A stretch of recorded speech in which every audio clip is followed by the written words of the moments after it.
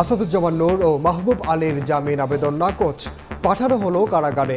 ময়মনসিংহে আটক সাংবাদিক শ্যামল দত্ত ও মোজাম্মেল বাবুকে আনা হচ্ছে ঢাকায়। অন্তর্বর্তী সরকারের দীর্ঘদিন ক্ষমতায় থাকা মেনে নেবে না জনগণ, বললেন মির্জা ফখরুল।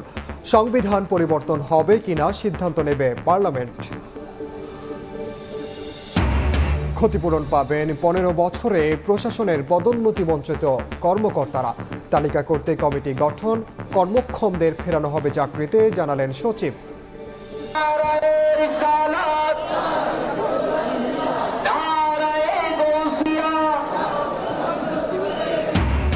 মানবতার মুক্তির দিশারি মহানবীকে স্মরণে জশ্নে জুলুস, বর্ণাঢ্য আয়োজনে মুসল্লির ঢল।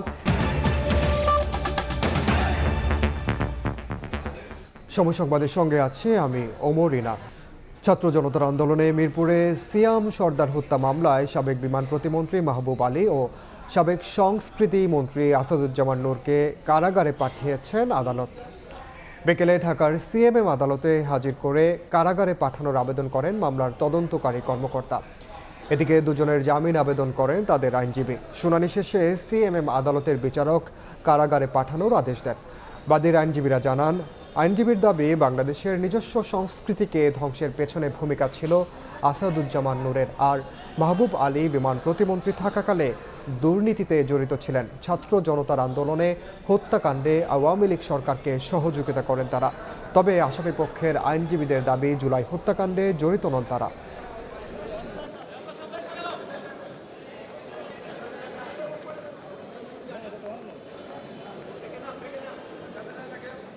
বৈষম্যবিরোধী আন্দোলনে তার ইশারায় এবং তার নেতৃত্বে যেসব আমার ভাই বোনেরা যারা চলচ্চিত্র এবং নাটকের সঙ্গে জড়িত তারা রাজপথে এসেছে, তাদের বিরুদ্ধে যে নির্যাতন করা হয়েছে, এই নির্যাতনের পিছনে আওয়ামী সমর্থিত যেসব নাট্যকর্মী দিয়া নির্যাতিত করা হয়েছিল, এর পিছনে ছিল আসাদুজ্জামান নূর। এই মাহবুব আলী যখন বিমান মন্ত্রী ছিল তখন যে বিমান কেনার নামে হাজার হাজার কোটি টাকা সে লুটপাট করেছে।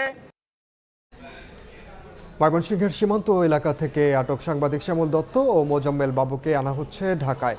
পুলিশ জানায়, ভোরে ধোবাউড়া সীমান্ত এলাকা দিয়ে প্রাইভেট কারে ভারতে যাওয়ার চেষ্টা করছিলেন এই দুই সাংবাদিক। এ সময় স্থানীয়রা প্রাইভেট কারের চালক সহ 4 জনকে আটক করে। পরে পুলিশ গিয়ে তাদের থানা হেফাজতে নেয়। এর আগে গত 6 আগস্ট সপরিবারে ভারতে যাওয়ার সময় সাংবাদিক শ্যামল দত্তকে আটকে দেয় বেনাপোল ইমিগ্রেশন।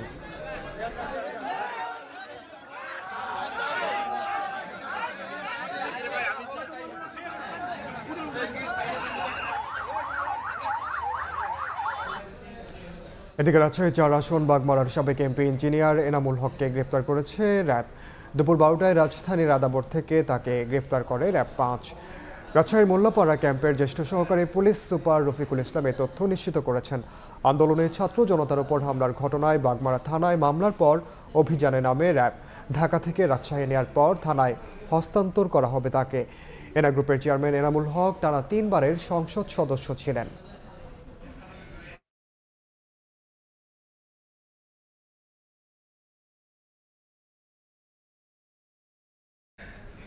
অন্তর্বর্তী সরকারের দীর্ঘদিনের জন্য ক্ষমতায় থাকা জনগণ মেনে নেবে না বলে মন্তব্য করেছেন বিএনপি মহাসচিব মির্জা ফখরুল ইসলাম আলমগীর। তিনি আরও বলেন, জনগণের ভোটে নির্বাচিত সরকারই ঠিক করবে রাষ্ট্রের প্রয়োজনীয় সংস্কার। ঢাকা রিপোর্টার্স ইউনিটিতে এক আলোচনা সভায় বিএনপি মহাসচিব বলেন, সংসদেই সিদ্ধান্ত হবে সংবিধান পরিবর্তন হবে কিনা। শপথ গ্রহণ করতেছি যে নোবেলজয়ী অধ্যাপক ডক্টর মোহাম্মদ ইউনূসের নেতৃত্বে গঠিত অন্তর্বর্তীকালীন সরকারের মেয়াদ 1 মাস পূর্ণ হয় গত 8 সেপ্টেম্বর। এর মধ্যেই রাজনৈতিক অঙ্গনে আলোচনা চলছে নতুন নির্বাচন নিয়ে। যদিও অন্তর্বর্তী সরকারের পক্ষ থেকে এরই মধ্যে পরিষ্কার করা হয়েছে, প্রয়োজনীয় সংস্কারের পরই নেওয়া হবে জাতীয় নির্বাচন দেওয়ার পদক্ষেপ। সংস্কার বিষয়ে সুনির্দিষ্ট অঙ্গীকার, সুনির্দিষ্ট কোনো ক্ষেত্রে সংশোধনী এনে তারপরেই আমরা নির্বাচনের কথা ভাবছি। সোমবার ঢাকা রিপোর্টার্স ইউনিটিতে জাতীয় সমাজতান্ত্রিক দল আয়োজিত আলোচনা সভায় অংশ নিয়ে বিএনপি মহাসচিব মির্জা ফখরুল ইসলাম বলেন, অনির্দিষ্টকাল অন্তর্বর্তী সরকারের ক্ষমতায় থাকা মেনে নেবে না দেশের জনগণ। এই সরকার যাদেরকে দায়িত্ব দিয়েছে তাদের মধ্যেই অনেকে যখন বলেন যে নতুন দল তৈরি করতে হবে, তখন বিস্মিত না হয়ে পড়া যায় না। এই এখতিয়ার ওনাকে কে দিয়েছে? ব্র্যাক ইনস্টিটিউট আমি জানি না তারা কীভাবে জরিপটা করেছে। তারা বলেছে 80% লোক চায় যে যতদিন খুশি এই সরকার থাকুক। এটা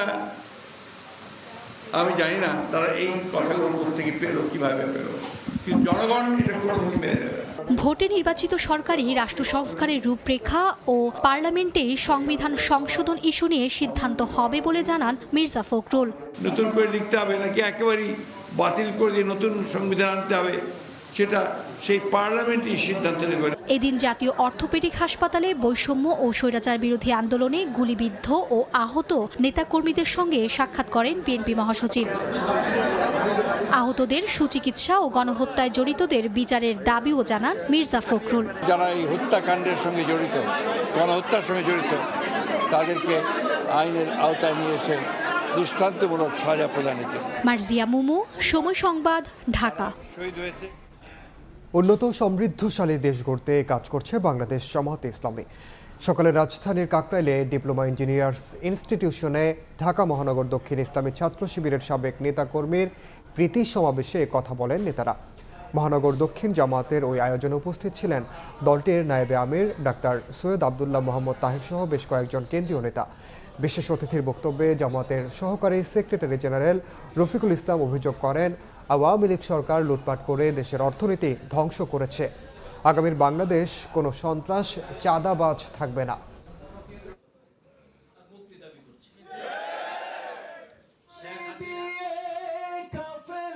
আমরা যে সমাজ পরিবর্তনের লক্ষ্যে আমরা লড়াই অব্যাহত রেখেছি, সমাজ পরিবর্তন যতদিন না হবে, একটি ইনসাফপূর্ণ আধুনিক বাংলাদেশ যতদিন প্রতিষ্ঠিত না হবে, ততদিন আমাদের লড়াই চলতেই থাকবে ইনশাআল্লাহ।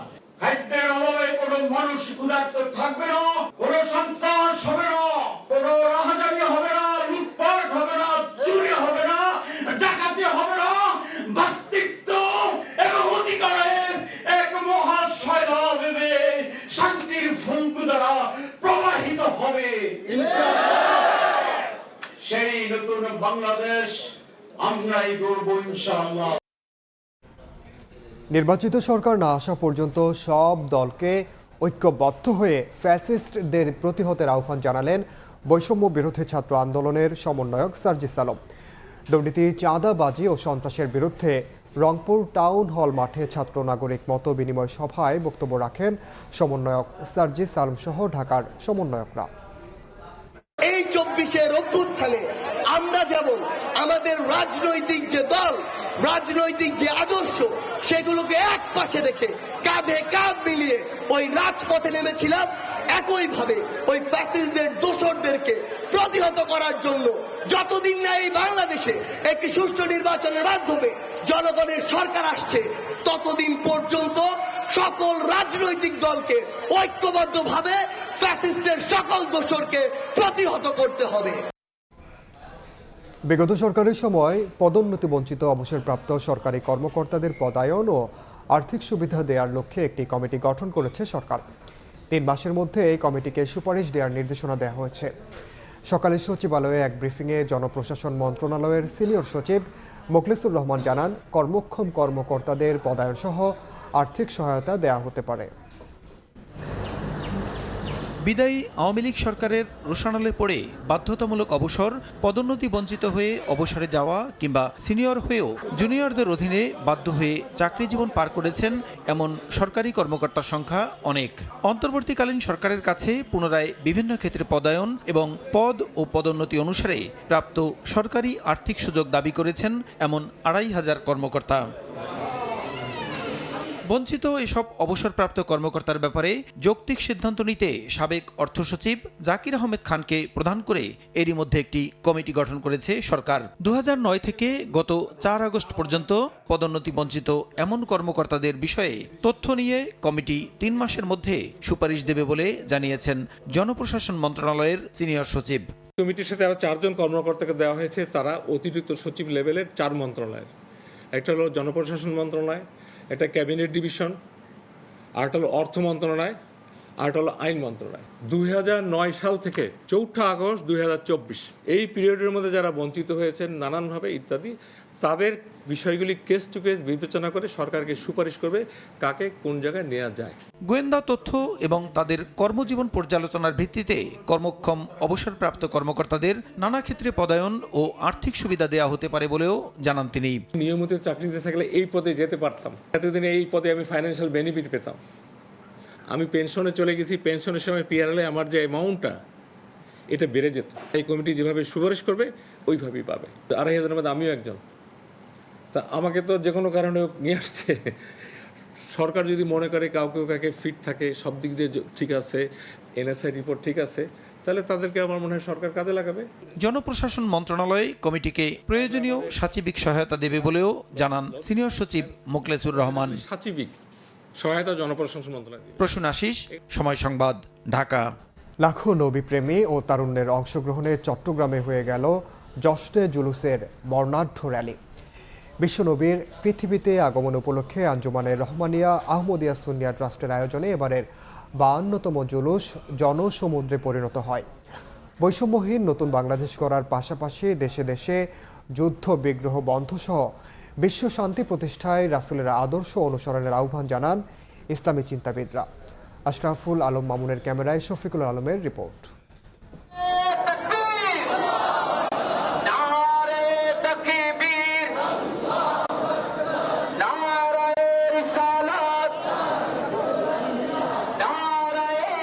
মুখে রাসূলের শানে দরুদ ও সালাম, তারুণ্যের হাতে কালেমা খচিত ব্যানার ও পতাকা।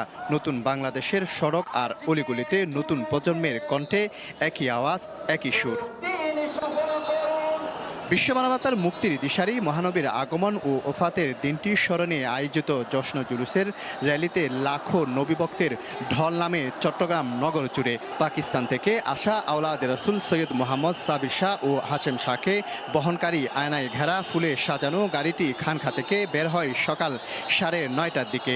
শোভাযাত্রাটি যখন মুরাদপুরে, তখন দক্ষিণ ও উত্তর চট্টগ্রাম, 3 পার্বত্য জেলা এবং কক্সবাজার সহ সারা দেশ থেকে আসা লাখো ধর্মপ্রাণ মানুষের স্রোত নামে নগর জুড়ে প্রদক্ষিণ করে 5 থেকে 6 কিলোমিটার এলাকা।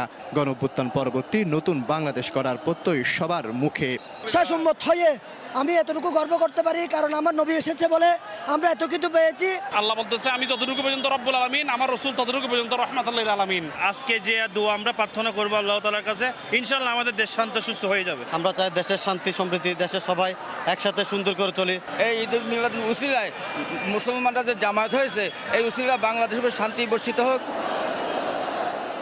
সাম্প্রদায়িক সম্প্রীতি ইসলামের বড় দৃষ্টান্ত। তাই মহানবীর আদর্শে উজ্জীবিত হয়ে বিশ্ব শান্তি প্রতিষ্ঠা ও অসাম্প্রদায়িক নতুন বাংলাদেশের কথা জানান আয়োজক ও ইসলামী চিন্তাবিদরা। রাসূল পাকের শুভাগমনটা হয়েছে সম্প্রীতির জন্য, এবং সেটা তিনি মক্কা শরীফ থেকে মদিনায় হিজরত করার পর মদিনা সনদ, একটা লিখিত সনদ পৃথিবীর ইতিহাসে সর্বপ্রথম, যেটা বিভিন্ন ধর্মের মানুষকে একটি রাষ্ট্রের অনুগত থেকে প্রজা হিসেবে থাকবার। চট্টগ্রামের বুলবুল দিকের পাড় থেকে খানকায় কাদরিয়া সঈদিয়া তৈবিয়া থেকে এই জুলুস 74 সনে বের হয়েছিল, ধারাবাহিকভাবে চলে আসতেছে। হযরত মুহাম্মদ মুস্তাফা সাল্লাল্লাহু আলাইহি ওয়াসাল্লাম के विलादत का दिन है, और उस निस्बत से आज हम एक अजीम शान जुलूस जो है चाटगांव के अंदर इसका एहतमाम हुआ है। আঞ্জুমানে রহমানিয়া আহমদিয়া সুন্নিয়া ট্রাস্টের আয়োজনে 1974 সাল থেকে মহানবীর প্রতি ভালোবাসায় প্রতি বছর হয়ে আসছে এই বিশাল কর্মযজ্ঞের আয়োজন। রাসূল সাল্লাল্লাহু আলাইহি ওয়াসাল্লাম বলেছেন, আল্লাহর কাছে সেই ব্যক্তি সর্বোত্তম যে তার সৃষ্টির প্রতি বৈষম্য করে না এবং উত্তম আচরণ করে। এই হাদিসের আলোকে বৈষম্যহীন বাংলাদেশ গড়ার স্বপ্ন দেখছেন ধর্মপ্রাণ মুসলমানরা। শফিকুল আলম, সময় সংবাদ, চট্টগ্রাম। এদিকে বিশ্ব মানবতার মুক্তির দিশারি মহানবীকে স্মরণে রাজধানীতেও বের করা হয় বর্ণাঢ্য শোভাযাত্রা। জশ্নে জুলুসের পাশাপাশি আয়োজন করা হয় ওয়াজ মাহফিল, সেমিনার, মিলাদ ও দোয়ার। সহকর্মী মেহেদি হাসান ও আলতাফ হোসেনকে সঙ্গে নিয়ে বিস্তারিত জানিয়েছেন আলামিন তুষার।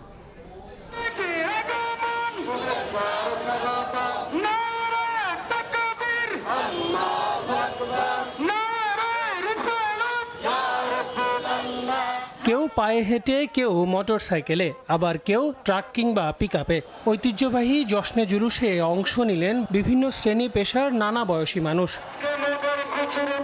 সর্বকালের সর্বশ্রেষ্ঠ মহামানব হজরত মোহাম্মদ সাল্লাল্লাহু আলাইহি ওয়াসাল্লামের পৃথিবীতে আগমনের দিনের খুশিতে দিনটিকে ঘিরে প্রতি বছরের মতো এবারও রাজধানীর মোহাম্মদপুর, রমনা, গ্যান্ডারিয়া সহ বিভিন্ন স্থানে ছিল বর্ণাঢ্য আয়োজন।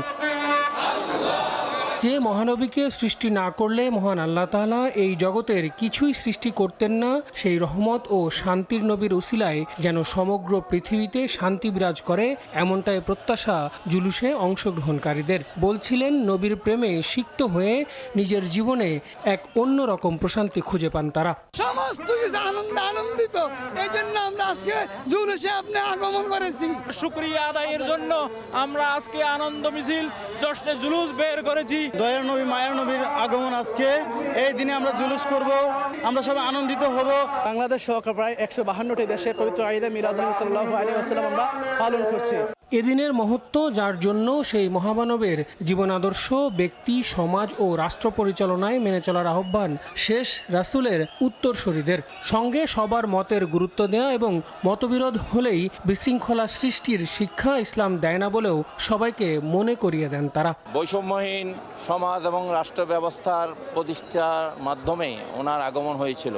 এই ঈদ মিলাদুন্নবীর এই দিনে আমরা সারা পৃথিবীর মানুষকে যেন জাগিয়ে তুলি আমার নবীর আদর্শের মাধ্যমে। নবীর আদর্শ, নবীর সিরাতকে যেন আমরা ধারণ করতে পারি, মানুষকে নবীর প্রেম এবং ভালোবাসা, সৌহার্দ্য, সম্প্রীতির মাধ্যমে এই পৃথিবীতে যেমন শান্তি কায়েম করতে পারি, সেই বার্তাই দেওয়ার জন্য আজকে আমাদের এই মিলাদুন্নবী সাল্লাল্লাহু আলাইহি ওয়াসাল্লামের আয়োজন। বাংলাদেশের সব ধর্ম ও মতের মানুষদের স্বাধীনভাবে অনুষ্ঠান আচার পালনের অধিকার রয়েছে বলেও জানান আয়োজকরা।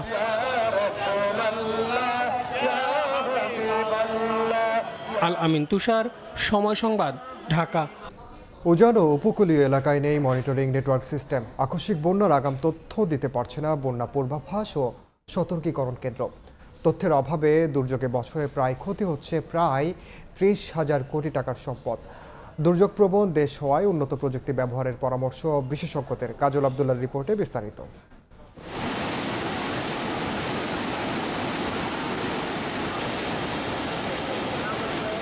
বিশ্বে স্বীকৃত দুর্যোগ প্রবণ দেশ হিসেবে শীর্ষে বাংলাদেশ। তবে এর সতর্কতায় নেই শক্তিশালী ব্যবস্থাপনা। ফলে বছরের পর বছর ভুগতে হচ্ছে উজান এলাকা থেকে শুরু করে উপকূলবাসীকে। আকস্মিক বন্যার আগাম তথ্য দিতে কাজ করে পানি উন্নয়ন বোর্ডের অধীনস্থ প্রতিষ্ঠান বন্যা পূর্বাভাস ও সতর্কীকরণ কেন্দ্র। তবে বন্যা পরিস্থিতি বা ভারী বৃষ্টিপাত সঠিক পরিমাপে নেই সক্ষমতা। উজানের সম্ভাব্য বার্তা জানাতে নেই কোনো গাণিতিক মডেল সিস্টেমের নেটওয়ার্ক। এতে বছরে ছোট বড় নানা প্রাকৃতিক দুর্যোগে দেশের বিভিন্ন খাতে ক্ষতি হচ্ছে কয়েক হাজার কোটি টাকার সম্পদ। সম্প্রতি ভারতের ত্রিপুরার গজলডোবায় ভারী বৃষ্টিতে 40 বছরের মধ্যে স্মরণকালের ভয়াবহ আকস্মিক বন্যায় বিপর্যস্ত হয়ে পড়ে ফেনী, নোয়াখালী সহ চট্টগ্রাম অঞ্চল। আবহাওয়া দফতর ও বন্যা পূর্বাভাস কেন্দ্র থেকে 3 দিন আগেই 16 আগস্ট এক আগাম বার্তায় পূর্বাভাস দিলেও তাতে ছিল না সম্ভাব্য বিস্তৃত এলাকা বা ক্ষতির পরিমাণের তথ্য। এ বিষয়ে জানতে সময় সংবাদ যায় পান্থপথে বন্যা পূর্বাভাস ও সতর্কীকরণ কেন্দ্রে। বিভাগটি জানায়, ভারী বৃষ্টির কারণে সম্ভাব্য বন্যার তথ্য দিতে যে মডেল ব্যবহার করা হয় তা দিয়ে সঠিকভাবে তথ্য মেলে শুধু গঙ্গা, মেঘনা ও ব্রহ্মপুত্র অববাহিকার। তবে মডেলটির নেটওয়ার্কিং নেই দেশের দক্ষিণ পূর্বাঞ্চলের উপকূল সহ উজানে থাকা ছোট নদীগুলোর অববাহিকায়। এতে সঠিকভাবে আবহাওয়া পর্যালোচনা ও বার্তা দেয়া সম্ভব হচ্ছে না। চট্টগ্রাম বিভাগ এবং বরিশাল বিভাগ বা খুলনা বিভাগ এসব স্থানে আসলে আমাদের গাণিতিক মডেল নেটওয়ার্কটি এখনো অপারেশনাল ভিত্তিতে চালু নয়। এর জন্য মূলত আসলে আমরা কোনো সুনির্দিষ্ট পূর্বাভাসটা দিতে পারছি না, যেটা আমরা আমাদের যে যমুনা নদী বা পদ্মা নদী অথবা সুরমা-কুশিয়ারা নদীতে দিতে পারি। বাংলাদেশ পরিসংখ্যান ব্যুরো বিবিএস এর তথ্য বলছে, দুর্যোগে বছরে বাংলাদেশের ক্ষতি হচ্ছে গড়ে 30,000 কোটি টাকার সম্পদের। ক্ষয়ক্ষতি কমাতে উন্নত প্রযুক্তিগত সক্ষমতা বাড়ানোর পরামর্শ বিশেষজ্ঞদের। পূর্বাভাস ব্যবস্থাটা আবহাওয়া অধিদপ্তর প্রস্তুত করেন, এটা অটোমেটিকলি স্বয়ংক্রিয়ভাবে খুবই দ্রুত চলে যেতে হবে ফ্লাড ফোরকাস্টিং ওয়ার্নিং সেন্টারের কাছে, যাতে তারা অতি অল্প সময়ে লেটেস্ট বৃষ্টির তথ্যটা পায়। পার্শ্ববর্তী দেশের বৃষ্টির পূর্বাভাসটা আমাদের তৎক্ষণাৎ পেতে হবে, আমাদের নিজস্ব ক্যাপাসিটিও ইমপ্রুভ করতে হবে। আবহাওয়া অধিদপ্তরের পূর্বাভাস, পানি উন্নয়ন বোর্ডের বন্যা সতর্কবার্তা এবং দুর্যোগ মোকাবিলায় দুর্যোগ ব্যবস্থাপনা বিভাগের সমন্বয়েও গতি আনার তাগিদ সংশ্লিষ্টদের। কাজল আব্দুল্লাহ, সময় সংবাদ, ঢাকা। পটুয়াখালীতে পায়রা নদীর অব্যাহত ভাঙনে বিলীন হয়েছে কয়েক হাজার ঘরবাড়ি, ফসলি জমি ও গাছপালা। বসতি হারিয়ে নিঃস্ব শত শত পরিবার। এ অবস্থায় স্থায়ী বেড়ি বাঁধের দাবি এলাকাবাসীর। মোহাম্মদ মনির হোসেন বাদলের তথ্য ও সুজন দামের ছবি নিয়ে রিপোর্ট। পাঁচটা বাড়ি আমাকে সব শেষ হয়ে গেছে বলতেন, আসিখানি মানুষ আর কিছু নেই আমাকে। শান্তনা দাস পটুয়াখালীর দুমকি উপজেলার বাহেরচর এলাকার বাসিন্দা। নদী ভাঙনের কবলে পড়ে ঘরবাড়ি হারিয়ে নিঃস্ব হয়েছেন। স্বামী সন্তান নিয়ে কোথায় কিভাবে থাকবেন তার কোনো কুল কিনারা পাচ্ছেন না তিনি। তার মতো উপজেলার আঙ্গারিয়া ইউনিয়নের কয়েক হাজার মানুষ নদী ভাঙনের শিকার হন। পায়রা নদীর অব্যাহত ভাঙনে ইতোমধ্যে বিলীন হয়েছে কয়েক হাজার ঘরবাড়ি, ফসলের ক্ষেত ও গাছপালা। সব হারিয়ে নিঃস্ব শত শত পরিবার। 3 বারই গেছে, এখন একবারই এসেছি। হ্যাঁ, এই নদীর কূলে আইছে। রাক্ষসী পায়রা নদী আমাদেরকে সম্পূর্ণ আকারে বিলীন করে দিয়েছে। তবে স্থায়ী বেড়িবাঁধ নির্মাণের প্রকল্প গ্রহণের জন্য ঊর্ধ্বতন কর্তৃপক্ষকে অবহিত করা হয়েছে বলে জানায় স্থানীয় পানি উন্নয়ন বোর্ড। স্থায়ী বেড়িবাঁধ করার জন্য যে প্রকল্প আমাদের হাতে নেওয়া দরকার সেগুলো আমরা ঊর্ধ্বতন কর্তৃপক্ষকে জানিয়েছি। আমরা এখনো সেরকম কোনো বরাদ্দ পাই নাই। পটুয়াখালীতে মোট 1300 কিলোমিটার বেড়িবাঁধ রয়েছে। এর মধ্যে আংশিক ক্ষতিগ্রস্ত হয়েছে 22 কিলোমিটার এবং 6 কিলোমিটার বেড়িবাঁধ পুরোপুরি ক্ষতিগ্রস্ত হয়েছে। সময় সংবাদ, পটুয়াখালী। বিশেষ ক্ষমতা আইনের বলে চুক্তিবদ্ধ বিদ্যুৎ কেন্দ্রগুলোর বিস্তারিত তথ্য চেয়েছে চুক্তি পর্যালোচনায় গঠিত জাতীয় কমিটি। বিদ্যুৎ, জ্বালানি ও খনিজ মন্ত্রণালয় এবং বিদ্যুৎ উন্নয়ন বোর্ড পিডিবিকে আগামী 1 সপ্তাহের মধ্যে প্রয়োজনীয় তথ্য সরবরাহের নির্দেশনা দিয়েছে কমিটি। বিকেলে রাজধানীর নিকুঞ্জে ডেস্কো কার্যালয়ে বসে বিদ্যুৎ ও জ্বালানির দ্রুত সরবরাহ বৃদ্ধি বিশেষ বিধান আইন 2010-এর অধীন সম্পাদিত চুক্তিগুলো পর্যালোচনায় গঠিত জাতীয় কমিটির প্রথম বৈঠকে সভাপতিত্ব করেন কমিটির আহ্বায়ক অবসরপ্রাপ্ত বিচারপতি মইনুল ইসলাম চৌধুরী। বৈঠক শেষে গণমাধ্যমকে তিনি বলেন, সব তথ্য পর্যালোচনা করে দেখবে জাতীয় কমিটি। এরপর প্রয়োজনীয় ব্যবস্থা নিতে সরকারের কাছে সুপারিশ করা হবে। আগামী 28 সেপ্টেম্বর বিদ্যুৎ ভবনে বসবে কমিটির দ্বিতীয় সভা।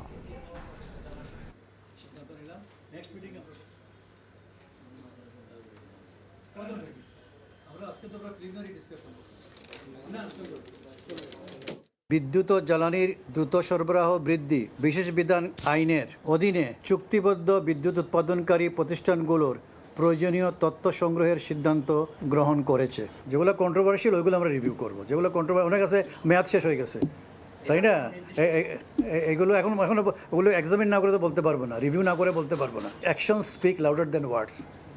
অ্যাকশনই কথা বলবে, কাজই কথা বলবে। আপনাদের বেশি প্রশ্ন করতে হবে না। গণ অভ্যুত্থানে আহতদের চিকিৎসায় সর্বোচ্চ গুরুত্ব দিচ্ছে অন্তর্বর্তী সরকার, এমনটি বলেছেন বিদ্যুৎ, জ্বালানি ও খনিজ সম্পদ উপদেষ্টা মোহাম্মদ ফজল কবির খান। আন্দোলনে আহত ছাত্রদের দেখতে ও তাদের চিকিৎসার সর্বশেষ অবস্থার খোঁজ নিতে বিকেলে রাজধানীর শেরেবাংলা নগরে জাতীয় পঙ্গু হাসপাতালে যান জ্বালানি উপদেষ্টা। এ সময় আহতদের পরিবারের সঙ্গেও কথা বলেন তিনি এবং উন্নত চিকিৎসার জন্য দায়িত্বরতদের নির্দেশ দেন। পরে উপদেষ্টা বলেন, স্বাধীন দেশে সাধারণ জনগণের উপর মারণাস্ত্র ব্যবহার বন্ধ করতে হবে। এছাড়াও আন্দোলনে গিয়ে পরিবারের একমাত্র উপার্জনক্ষম যারা আহত বা নিহত হয়েছেন তাদের তালিকা করে সহায়তার কাজ করার আশ্বাস দেন তিনি।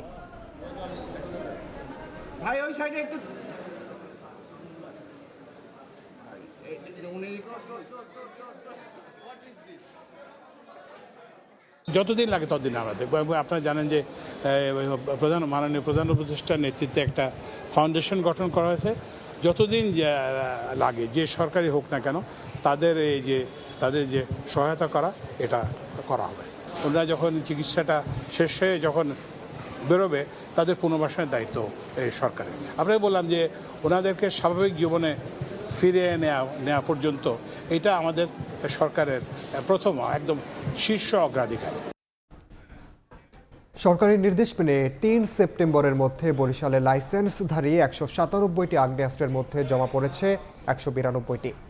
তবে লাইসেন্স স্থগিত হওয়ার পরও আগ্নেয়াস্ত্র জমা দেননি সাবেক সিটি মেয়র সাদিক আবদুল্লার ছোট ভাই আশিক আবদুল্লাহ সহ 5 জন। এসব অস্ত্র উদ্ধারে মাঠে নেমেছে প্রশাসন। সচেতন মহলের দাবি দ্রুত অস্ত্রগুলো উদ্ধারের। আর পুলিশ জানিয়েছে, অবৈধ অস্ত্র উদ্ধারের পাশাপাশি যারা বৈধ অস্ত্র জমা দেননি তাদের বিরুদ্ধে নেওয়া হবে আইনগত ব্যবস্থা। শাকিল মাহমুদের তথ্য ও সুজয় দাসের ছবিতে রিপোর্ট। আওয়ামী লীগের ১৫ বছরের শাসনামলে দেয়া সব আগ্নেয়াস্ত্রের লাইসেন্স স্থগিত করে গত ৩ সেপ্টেম্বরের মধ্যে গোলা বারুদ সহ আগ্নেয়াস্ত্রগুলো জমা দেওয়ার নির্দেশ দিয়েছিল সরকার। এর মধ্যে যারা জমা দেননি তাদের বিরুদ্ধে ব্যবস্থা নেওয়ার উদ্যোগ নিয়েছে প্রশাসন।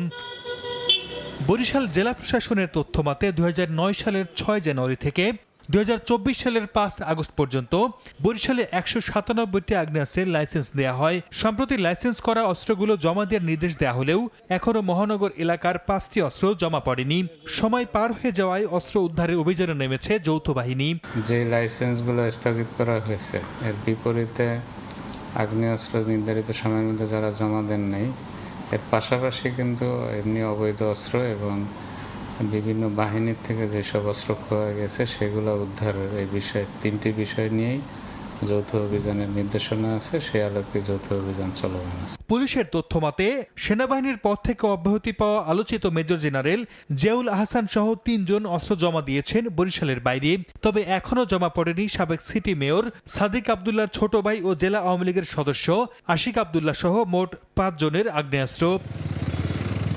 অবৈধ অস্ত্র উদ্ধারের পাশাপাশি যারা বৈধ অস্ত্র জমা দেননি তাদের বিরুদ্ধে আইনগত ব্যবস্থা নেওয়ার কথা জানায় পুলিশ। যে কোনো মাধ্যমে অস্ত্রগুলো উদ্ধার করে থানায় জমা রাখাটা প্রয়োজন, তো আমরা সেভাবে যোগাযোগ করে যাচ্ছি এবং আইনি কাঠামোর মধ্যে থেকে পরবর্তীতে তাদের বিরুদ্ধে সিনিয়রদের নির্দেশনা অনুযায়ী আইনগত ব্যবস্থা নেওয়া হবে। বরিশাল মেট্রোপলিটন পুলিশের তথ্যমতে ৩ সেপ্টেম্বর পর্যন্ত অস্ত্র জমা পড়েছে ৯২টি। সময় সংবাদ, বরিশাল। সরকারের পক্ষ থেকে ডিমের দাম ১১ টাকা ৮৭ পয়সা বেঁধে দিলেও প্রভাব নেই বাজারে, বিক্রি হচ্ছে আগের বাড়তি দরেই। এদিকে বেঁধে দেওয়া দামে সোনালী মুরগি বিক্রি হলেও বেশিতে কিনতে হচ্ছে ব্রয়লার। প্রাণী সম্পদ অধিদপ্তরের দাম নির্ধারণকে অযৌক্তিক মনে করছেন প্রান্তিক খামারিরা। মুরগির বাজার স্থিতিশীল রাখতে গত মার্চে ১ কেজি ব্রয়লারের খুচরা মূল্য ১৭৫ টাকা ৩০ পয়সা নির্ধারণ করে দেয় তৎকালীন সরকারের কৃষি বিপণন অধিদপ্তর। একই সঙ্গে প্রতি কেজি সোনালীর দাম ২৬২ টাকা আর প্রতিটি ডিমের যৌক্তিক মূল্য ১২ টাকা নির্ধারণ করে দেয় সংস্থাটি। ৬ মাস পরে এসে ডিম মুরগির দাম আবার নির্ধারণ করল নতুন অন্তর্বর্তী সরকার। এবার প্রতি কেজি ব্রয়লারের খুচরা মূল্য নির্ধারণ করে দিল ১৭৯ টাকা ৫৯ পয়সা। সোনালী মুরগির দাম ২৬৯ টাকা ৬৪ পয়সা আর প্রতিটি ডিমের দাম ১২ টাকা থেকে কমিয়ে ১১ টাকা ৮৭ পয়সা নির্ধারণ করে দিল প্রাণী সম্পদ অধিদপ্তর। রোববার দাম নির্ধারণের পর সোমবার সকালে রাজধানীর কারওয়ান বাজারে গিয়ে দেখা যায় নির্ধারিত দামের চেয়ে বেশি টাকা দিয়ে ব্রয়লার ও ডিম কিনতে হচ্ছে ভোক্তাকে। ব্রয়লার হলো ১৮৫ থেকে ৯০ টাকা, গত সপ্তাহ ছিল আপনার ১৭০ টাকা ৭৫ টাকা। ওখান থেকে আমি ৫ টাকা লাভ করে বিক্রি করি, ওখান থেকে যদি না আসে তাহলে আমরা এখানে কিভাবে বিক্রি করব? ডিমের হালি আগে ছিল ১৫০ টাকা, এখন আরো বাড়ছে। আশা করছিলাম দাম কমবো তত্ত্বাবধায়ক সরকার আসাতে, তো সেই তুলনায় দাম দেখতেছি আরো বাড়তেছে। প্রান্তিক খামারিদের সংগঠন বিপিএ বলছে এমন অযৌক্তিক দাম নির্ধারণের কারণে বাজার আরো অস্থিতিশীল হয়ে উঠতে পারে। একই সঙ্গে সংগঠনটির প্রশ্ন, ১৬৮ টাকা ৯১ পয়সায় যে ব্রয়লার বিক্রি করবেন খামারি, তা কয়েক হাত বদল হয়ে কিভাবে ১৭৯ টাকা ৫৯ পয়সায় বিক্রি করবেন খুচরা বিক্রেতা? বাজারে এটা মূল্য নির্ধারণ কাজে আসবে না, এটা বাজারকে আরো অস্থির করে তুলবে, এটা বাজারের সাথে সামঞ্জস্য নয়। যদিও রোববার দেয়া প্রাণী সম্পদ অধিদপ্তরের বিজ্ঞপ্তিতে বলা হয় কৃষি বিপণন অধিদপ্তর, প্রাণী সম্পদ অধিদপ্তর এবং পোল্ট্রি সংশ্লিষ্ট বিভিন্ন সংগঠন ও প্রতিষ্ঠানের নেতাদের সমন্বয়ে গঠিত জয়েন্ট ওয়ার্কিং গ্রুপের মতামতের ভিত্তিতে ডিম ও মাংসের যৌক্তিক দাম নির্ধারণ করা হয়েছে। জিন্নাতারা জশওয়া, সময় সংবাদ, ঢাকা। ১২ মাসের প্রায় ৩ মাসেই নানাভাবে নদী সাগরে মাছ শিকারে নিষেধাজ্ঞা থাকে। মাছের প্রজনন উৎপাদন বাড়াতে সরকার নির্দিষ্ট সময়ে মাছ শিকার বন্ধ রাখার ঘোষণা দিলেও প্রতিবেশী দেশ ভারত ও মিয়ানমারে ওই সময়ে চলে অবাধে মাছ শিকার। জেলেদের অভিযোগ, কাঙ্ক্ষিত সুফল তো মেলেই না, বরং বাংলাদেশ ক্ষতিগ্রস্ত হয়। অপূর্বপুর রিপোর্ট। মাছের সুষ্ঠু প্রজনন, উৎপাদন বৃদ্ধি, সামুদ্রিক মৎস্য সম্পদ সংরক্ষণ ও মাইলিশ রক্ষা এবং টেকসই মৎস্য আহরণে বছরে ২ দফা মাছ শিকারে সরকার নিষেধাজ্ঞা জারি করে। তবে মাছ ধরার নিষেধাজ্ঞার সময়সীমা নির্ধারণ নিয়ে জেলেদের রয়েছে অভিযোগ। মৎস্য বিভাগের তথ্য মতে ভারতে এলাকা ভেদে 15 এপ্রিল থেকে 14 জুন পর্যন্ত 61 দিন এবং মিয়ানমারে 16 মে থেকে 31 আগস্ট 91 দিন সাগরে মাছ শিকারে নিষেধাজ্ঞা থাকে, অথচ বাংলাদেশে 20 মে থেকে 23 জুলাই 65 দিনের নিষেধাজ্ঞা দেয় সরকার। জেলেদের অভিযোগ, বাংলাদেশে যখন মাছ শিকারে নিষেধাজ্ঞা থাকে তখন ভারতে চলে মাছ শিকার। আমরা চাই যে এই ত্রিদেশীয় মানে একসাথে যে ভারত এবং মায়ানমার একসাথে যে অভিযানটা এই যে মাছ ধরাটা বন্ধটা থাকে। জেলে পরিবারের 40 কেজি চাউলের পরিবর্তে আমরা 60 কেজি চাউল এবং নগদ 5,000 টাকা আমরা এটা দাবি করছি। মৎস্য বিভাগ বলছে নিষেধাজ্ঞাকালে জেলেদের আর্থিক সহায়তায় সংকট সমাধানে কাজ চলছে। পার্শ্ববর্তী দেশ ভারতের সঙ্গে সমন্বয় কতটুকু করা যায় সেটা আমরা বিচার বিশ্লেষণ করে নির্ধারণ করব ভবিষ্যতে। মৎস্য অধিদপ্তরের তথ্য মতে বরিশাল বিভাগের 6 জেলায় 4,21,093 জন মৎস্যজীবী রয়েছেন। অপূর্ব অপু, সময় সংবাদ, বরিশাল। যাত্রী খরায় পুরোপুরি বন্ধ হলো নভো এয়ারের ভারতগামী ফ্লাইট। অনির্দিষ্টকালের জন্য চলবে না এয়ারলাইন্সটির ঢাকা কলকাতা ফ্লাইট। বিশেষজ্ঞরা বলছেন, নয়াদিল্লি ভিসা নিয়ে কঠোর অবস্থান থেকে না সরলে ক্ষতির মুখে পড়বে দুদেশ। শিগগিরই দরকার সমাধান। 5 আগস্টের পর বাংলাদেশিদের ভিসা দেয়া নিয়ে নয়াদিল্লির কঠোর অবস্থানের মুখে একের পর এক কমতে থাকে ভারতগামী ফ্লাইট। বিমান বাংলাদেশ ইউএস বাংলার ফ্লাইট সংখ্যা কমেছে অর্ধেকের বেশি। এমন বাস্তবতায় অনির্দিষ্টকালের জন্য বন্ধ হলো নভো এয়ারের ঢাকা টু কলকাতা ফ্লাইট। প্রতিদিন একটা করে ফ্লাইট ছিল, মাঝখানে আমরা কমে নিয়ে আসলাম, সপ্তাহে 3টা ফ্লাইট করলাম। ডেফিনেটলি যাত্রী সংখ্যা কম হওয়ার কারণে যাত্রী সংখ্যা তো একদম কমে গেছে। ওই পরিস্থিতিতে আমরা বাধ্য হয়েছি ফ্লাইটটা আপাতত বন্ধ রাখতে। এর আগে নভো এয়ারের ভারতগামী ফ্লাইট ছিল সপ্তাহে 7টি। শুধু এই ফ্লাইটেই মাসে প্রায় 4,000 যাত্রী যাতায়াত করত ঢাকা কলকাতা রুটে। ভিসা কড়াকড়িতে যাত্রী খরায় ফ্লাইট সংখ্যা কমিয়ে 3টি করা হলেও পাওয়া যাচ্ছিল না অর্ধেক যাত্রীও। অবশেষে ফ্লাইট বন্ধের পথেই হাঁটে এয়ারলাইন্সটি। যে ব্যয় ফ্লাইট চলে সেই অপারেশনাল কস্ট না উঠলে তো আর ফ্লাইট চালানো যায় না। পরিস্থিতি যদি ভালো হয়, ভিসার ব্যাপারটা স্বাভাবিক হয়ে আসলে আমরা আবার বিবেচনা করব কলকাতা ফ্লাইট রিইনস্টল করতে। এমন বাস্তবতায় এয়ারলাইন্সগুলোর ক্ষতির পাশাপাশি ব্যবসায়িক ক্ষতির কথা মাথায় রেখে দুদেশের সংশ্লিষ্টদের আলোচনায় বসার তাগিদ বিশেষজ্ঞদের। এয়ারলাইনগুলোর উপরে একটা প্রভাব ডেফিনেটলি পড়েছে। এয়ারলাইনগুলোর জন্য এটা একটা অত্যন্ত গুরুত্বপূর্ণ রুট ছিল এবং আমরা আশা করতে পারি যে পরিস্থিতি যদি কেটে ওঠে বা ভারতীয় ভিসা যদি আবার চালু হয় আগের মতো, তাহলে আমাদের জন্য মঙ্গল।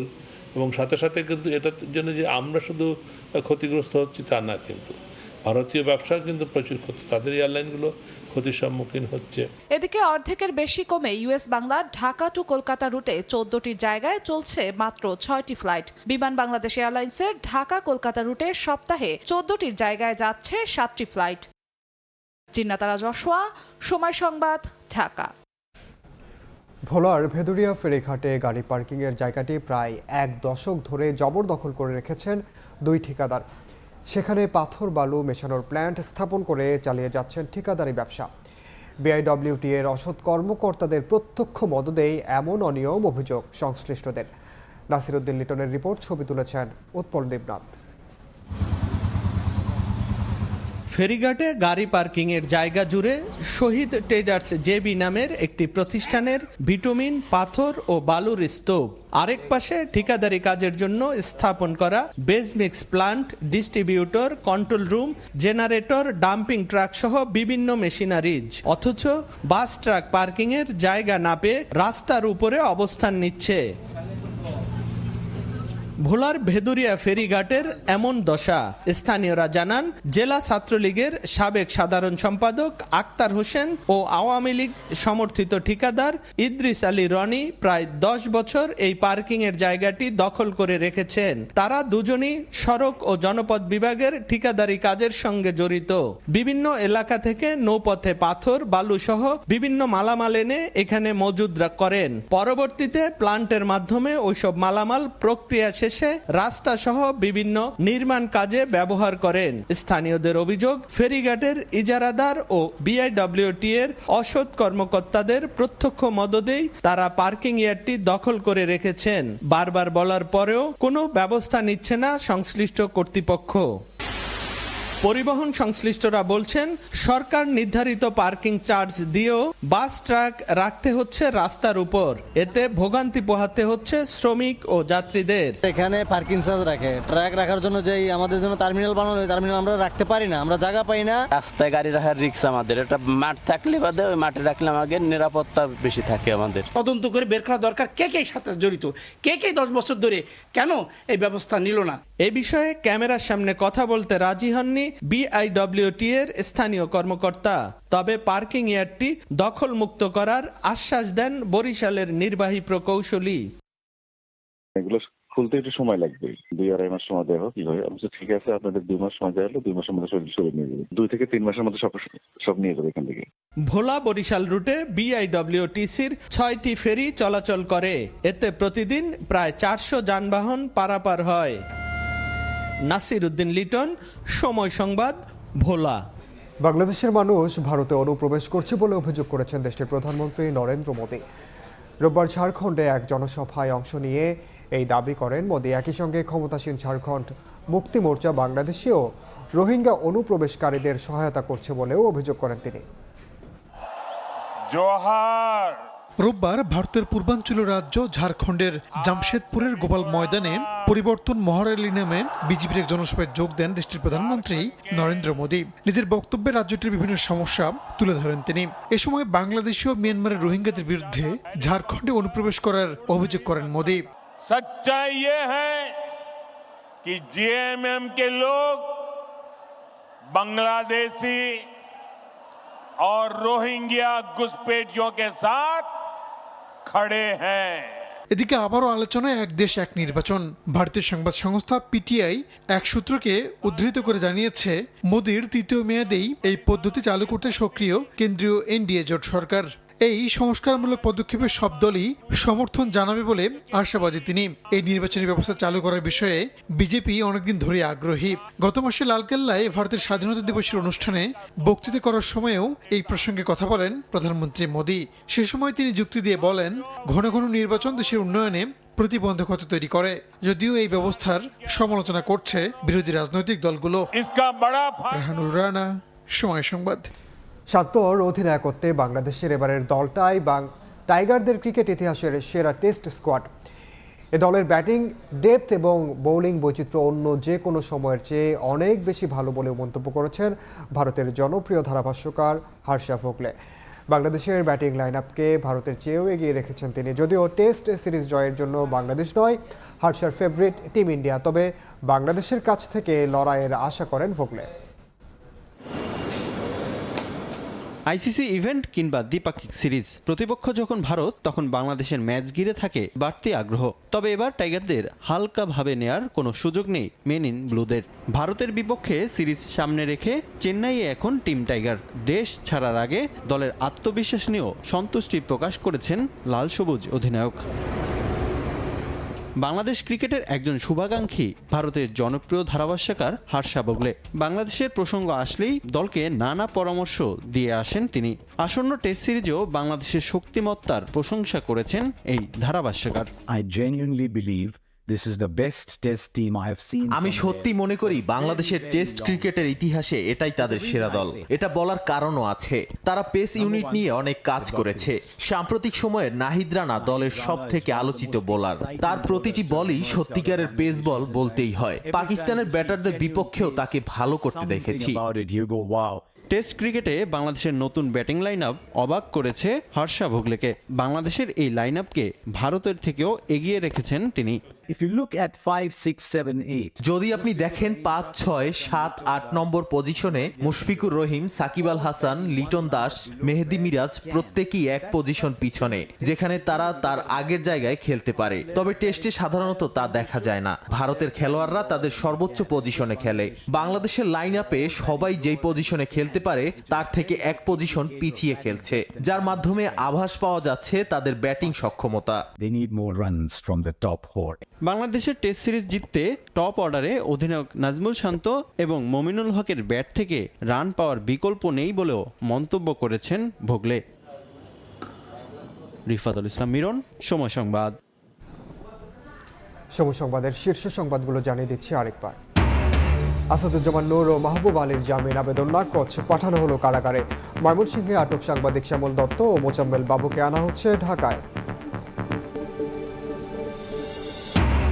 অন্তর্বর্তী সরকারের দীর্ঘদিন ক্ষমতায় থাকা মেনে নেবে না জনগণ, বললেন মির্জা ফখরুল। সংবিধান পরিবর্তন হবে কিনা সিদ্ধান্ত নেবে পার্লামেন্ট। এবং ক্ষতিপূরণ পাবেন 15 বছরে প্রশাসনের পদোন্নতি বঞ্চিত কর্মকর্তারা। তালিকা করতে কমিটি গঠন, কর্মক্ষমদের ফেরানো হবে চাকরিতে, জানালেন সচিব।